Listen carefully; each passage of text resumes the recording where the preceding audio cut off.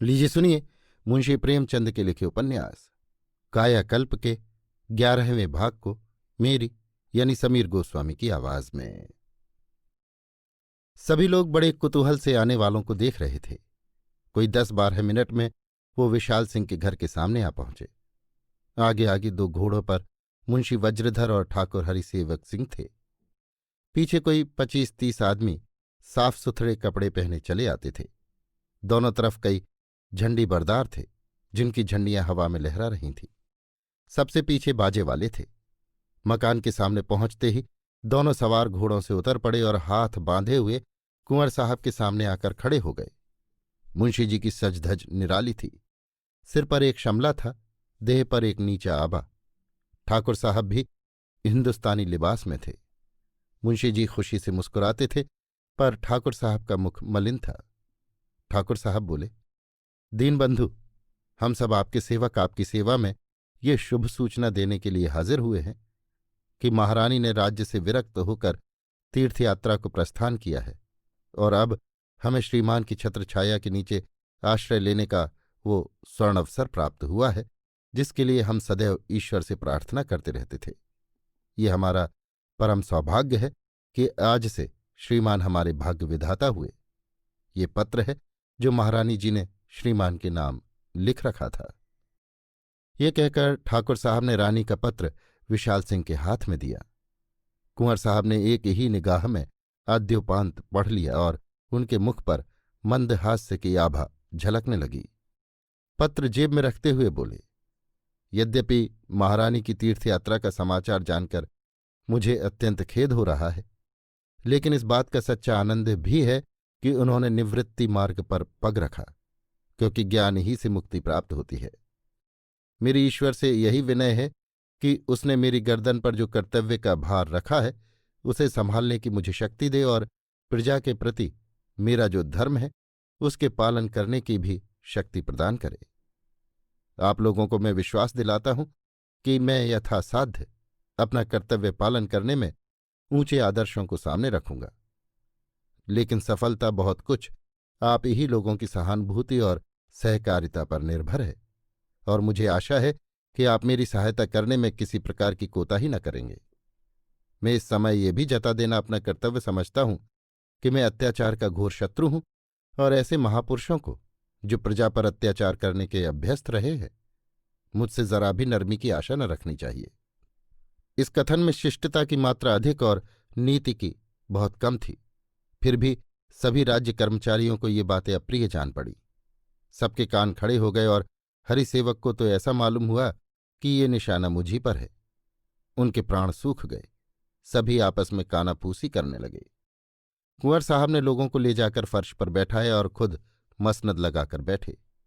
नजराने की निरर्थक रस्म अदा होने लगी। बैंड ने बधाई देनी शुरू की।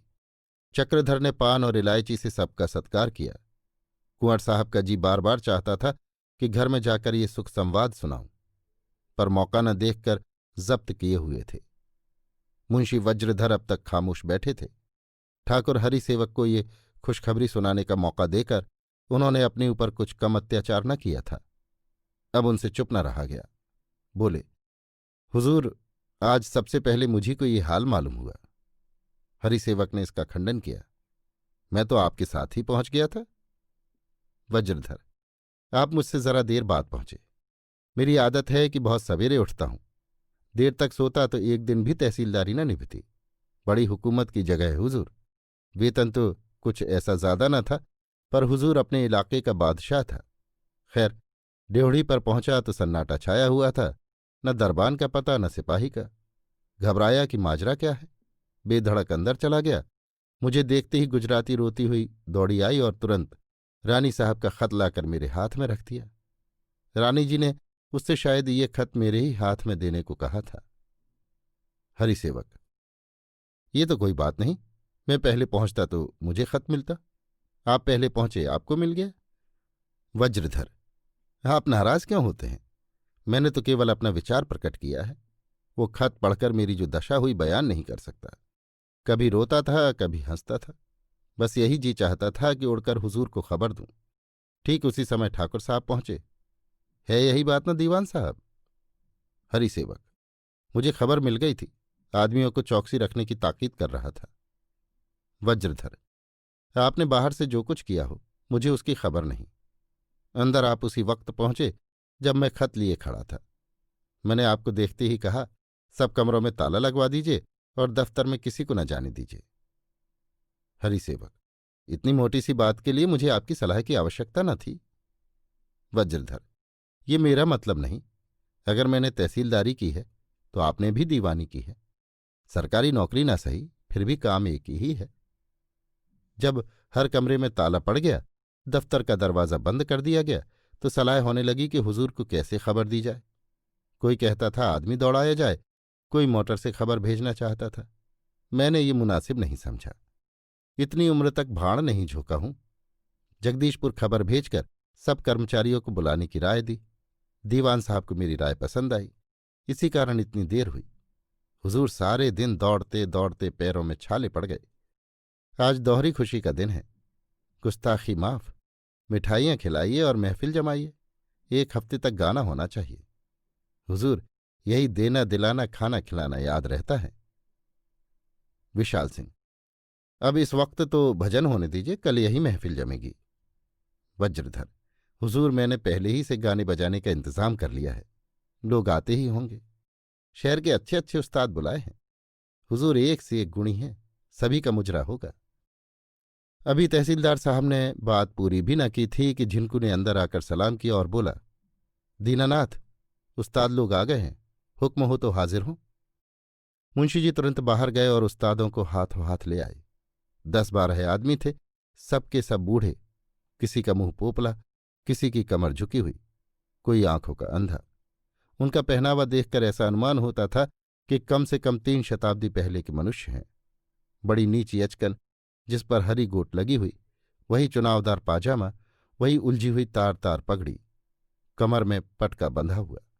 2-3 उस्ताद नंग धड़ंग थे, जिनके बदन पर एक लंगोटी के सिवा और कुछ न था। यही सरस्वती के उपासक थे और इन्हीं पर उनकी कृपा दृष्टि थी। उस्तादों ने अंदर आकर कुंवर साहब और अन्य सज्जनों को झुक झुक कर सलाम किया और घुटने तोड़ तोड़ बैठे।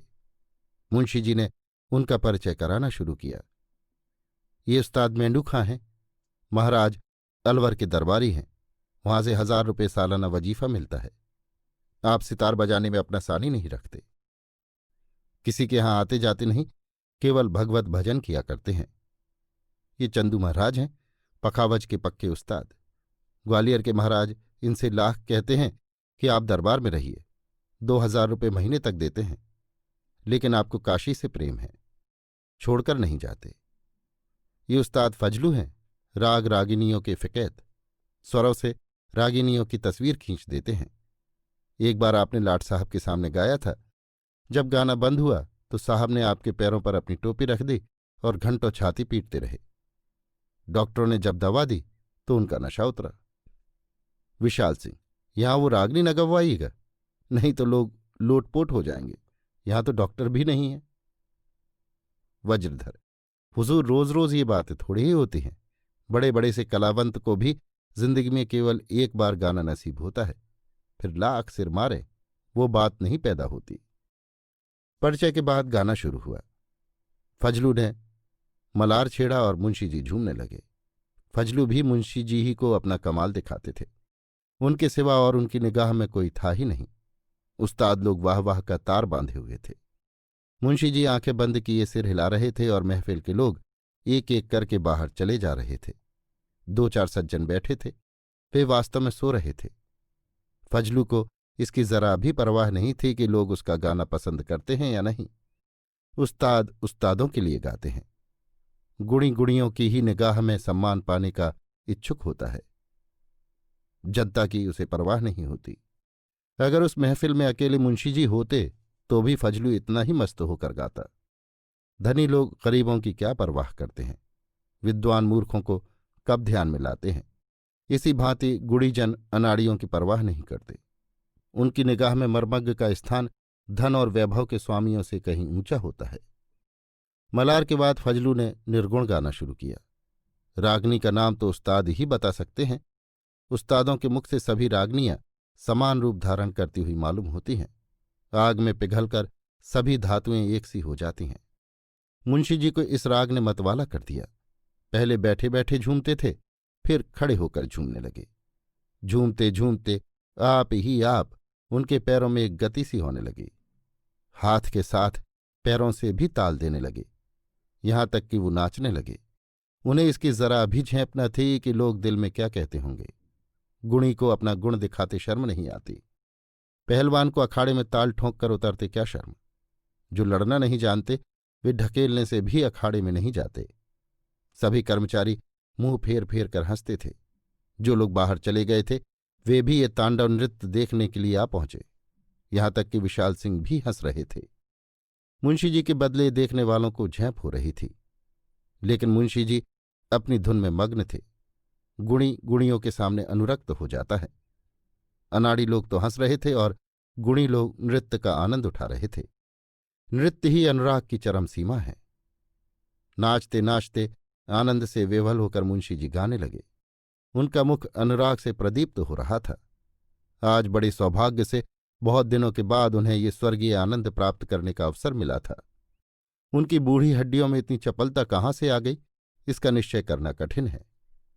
इस समय तो उनकी फुर्ती और चुस्ती जवानों को भी लज्जित करती थी।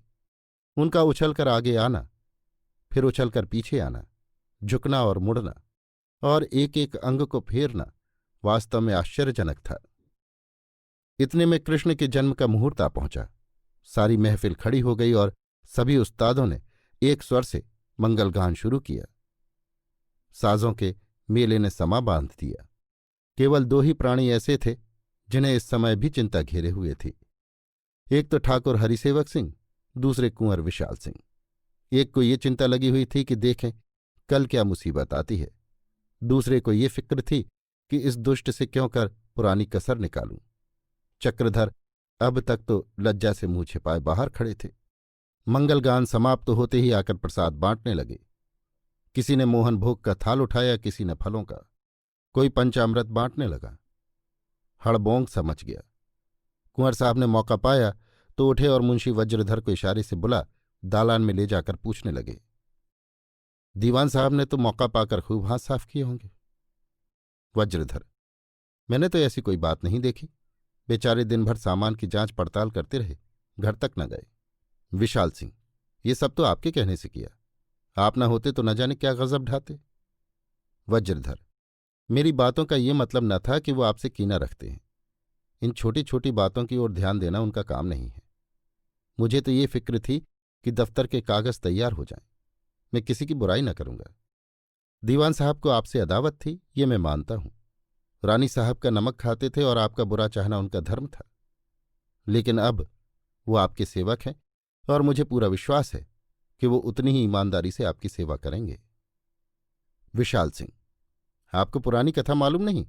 इसने मुझ पर बड़े बड़े जुल्म किए हैं। इसी के कारण मुझे जगदीशपुर छोड़ना पड़ा। बस चला होता तो इसने मुझे कत्ल करा दिया होता। वज्रधर, गुस्ताखी माफ कीजिएगा। आपका बस चलता तो क्या रानी जी की जान बच जाती या दीवान साहब जिंदा रहते? उन पिछली बातों को भूल जाइए। भगवान ने आज आपको ऊंचा रुतबा दिया है। अब आपको उदार होना चाहिए। ऐसी बातें आपके दिल में ना आनी चाहिए। मातहतों से उनके अफसर के विषय में कुछ पूछताछ करना अफसर को जलील कर देना है। मैंने इतने दिनों तहसीलदारी की, लेकिन नायब साहब ने तहसीलदार के विषय में चपरासियों से कभी कुछ नहीं पूछा। मैं तो खैर इन मामलों को समझता हूं, लेकिन दूसरे मातहतों से यदि आप ऐसी बातें करेंगे तो वो अपने अफसर की हजारों बुराइयां आपसे करेंगे। मैंने ठाकुर साहब के मुंह से एक भी बात ऐसी नहीं सुनी जिससे ये मालूम हो कि वो आपसे कोई अदावत रखते हैं। विशाल सिंह ने कुछ लज्जित होकर कहा, मैं आपको ठाकुर साहब का मातहत नहीं अपना मित्र समझता हूं और इसी नाते से मैंने आपसे ये बात पूछी थी। मैंने निश्चय कर लिया था कि सबसे पहला वार इन्हीं पर करूंगा, लेकिन आपकी बातों ने मेरा विचार पलट दिया। आप भी उन्हें समझा दीजिएगा कि मेरी तरफ से कोई शंका न रखें। हाँ, प्रजा पर अत्याचार न करें। वज्रधर, नौकर अपने मालिक का रुख देखकर ही काम करता है। रानी जी को हमेशा रुपए की तंगी रहती थी। 10 लाख की आमदनी भी उनके लिए काफी न होती थी। ऐसी हालत में ठाकुर साहब को मजबूर होकर प्रजा पर सख्ती करनी पड़ती थी। वो कभी आमदनी और खर्च का हिसाब न देखती थी। जिस वक्त जितने रुपए की उन्हें जरूरत पड़ती थी ठाकुर साहब को देने पड़ते थे। जहां तक मुझे मालूम है इस वक्त रोकड़ में एक पैसा भी नहीं है।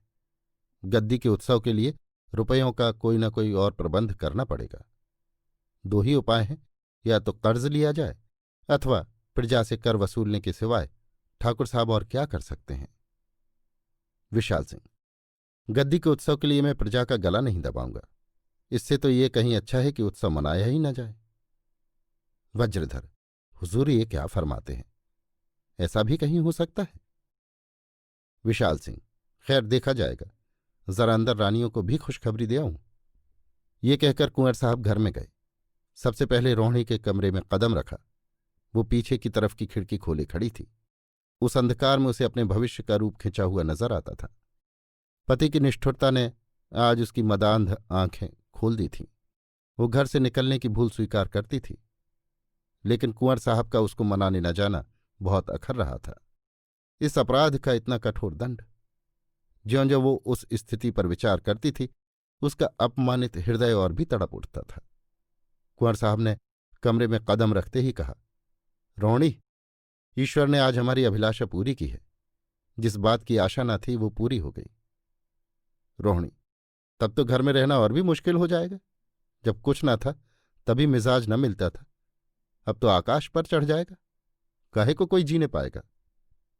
विशाल सिंह ने दुखित होकर कहा, प्रिय, ये इन बातों का समय नहीं है।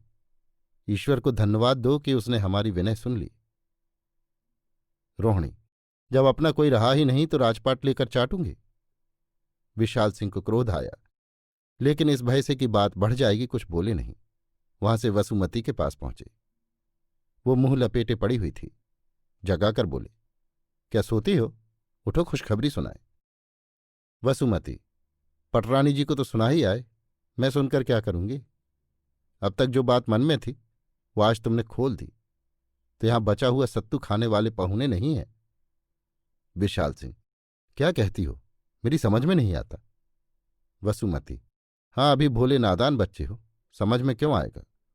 गर्दन पर छुरी फेर रहे हो, ऊपर से कहते हो कि तुम्हारी बातें समझ में नहीं आती। ईश्वर मौत भी नहीं देते कि इस आए दिन की दांता किलकिल से छूटती। ये जलन अब नहीं सही जाती।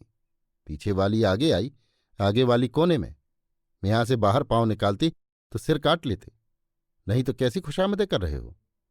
किसी के हाथों में भी जस नहीं, किसी की लातों में भी जस है। विशाल सिंह दुखी होकर बोले, ये बात नहीं है वसुमती, तुम जानबूझकर नादान बनती हो।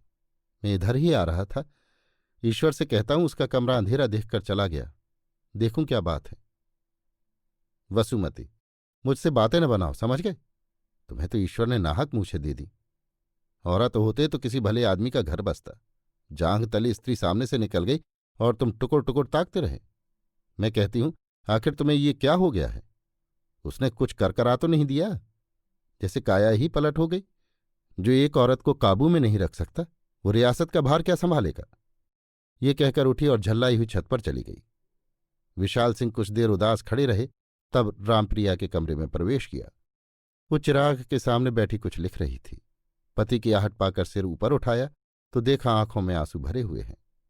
विशाल सिंह ने चौंक कर पूछा, क्या बात है प्रिय, रो क्यों रही हो? मैं तुम्हें एक खुशखबरी सुनाने आया हूं।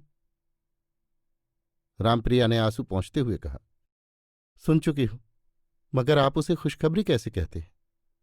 मेरी प्यारी बहन सदा के लिए संसार से चली गई, क्या ये खुशखबरी है? अब तक और कुछ नहीं था तो उसकी कुशल क्षेम का समाचार तो मिलता रहता था। अब क्या मालूम होगा कि उस पर क्या बीत रही है। दुखिया ने संसार का कुछ सुख न देखा, उसका तो जन्म ही व्यर्थ हुआ। रोते ही रोते उम्र बीत गई। ये कहकर रामप्रिया फिर सिसक सिसक कर रोने लगी। विशाल सिंह, उन्होंने पत्र में तो लिखा है कि मेरा मन संसार से विरक्त हो गया है। रामप्रिया, इसको विरक्त होना नहीं कहते, ये तो जिंदगी से घबरा कर भाग जाना है। जब आदमी को कोई आशा नहीं रहती तो वो मर जाना चाहता है। ये विराग नहीं है। विराग ज्ञान से होता है और उस दशा में किसी को घर से निकल भागने की जरूरत नहीं होती। जिसे फूलों की सेज पर भी नींद नहीं आती थी वो पत्थर की चट्टानों पर कैसे सोएगी? बहन से बड़ी भूल हुई। क्या अंत समय ठोकरें खाना ही उसके कर्म में लिखा था? ये कहकर वो फिर सिसकने लगी। विशाल सिंह को उसका रोना बुरा मालूम हुआ। बाहर आकर महफिल में बैठ गए। मेणू खां सितार बजा रहे थे। सारी महफिल तन्मय हो रही थी। जो लोग फजलू का गाना न सुन सके थे वे भी इस वक्त सिर घुमाते और झूमते नजर आते थे। ऐसा मालूम होता था मानो सुधा का अनंत प्रवाह स्वर्ग की सुनहरी शिलाओं से गले मिल मिलकर नन्ही नन्ही फुहारों में किलोल कर रहा हो। सितार के तारों से स्वर्गीय तितलियों की कतारें सी निकल निकल कर समस्त वायुमंडल में अपने झीने परों से नाच रही थीं। उसका आनंद उठाने के लिए लोगों के हृदय कानों के पास आ बैठे थे। किंतु इस आनंद और सुधा के अनंत प्रवाह में एक प्राणी हृदय के ताप से विकल हो रहा था। वो राजा विशाल सिंह थे। सारी बारात हंसती थी, दूल्हा रो रहा था। राजा साहब ऐश्वर्य के उपासक थे। 3 पीढ़ियों से उनके पुरखे यही उपासना करते चले आते थे। उन्होंने स्वयं इस देवता की तन मन से आराधना की थी। आज देवता प्रसन्न हुए थे। 3 पीढ़ियों की अविरल भक्ति के बाद उनके दर्शन मिले थे। इस समय घर के सभी प्राणियों को पवित्र हृदय से उनकी वंदना करनी चाहिए थी। सबको दौड़ दौड़ कर उनके चरणों को धोना और उनकी आरती करनी चाहिए थी। इस समय ईर्ष्या, द्वेष और क्षोभ का हृदय में पालना उस देवता के प्रति घोर अभक्ति थी। राजा साहब को महिलाओं पर दया न आती, क्रोध आता था। सोच रहे थे जब अभी से ईर्ष्या के मारे इनका ये हाल है तो आगे क्या होगा। तब तो आए दिन तलवारें चलेंगी। इनकी सजा ये है कि इन्हें इसी जगह छोड़ दूं। लड़ें जितना लड़ने का बूता हो, रोएं जितनी रोने की शक्ति हो। जो रोने के लिए बनाया गया हो उसे हंसाने की चेष्टा करना व्यर्थ है। इन्हें राजभवन ले जाकर गले का हार क्यों बनाऊं? उस सुख को जिसका मेरे जीवन के साथ ही अंत हो जाना है, इन क्रूर क्रीड़ाओं से क्यों नष्ट करूं? अभी आप सुन रहे थे मुंशी प्रेमचंद के लिखे उपन्यास कायाकल्प के 11वें भाग को मेरी यानी समीर गोस्वामी की आवाज में।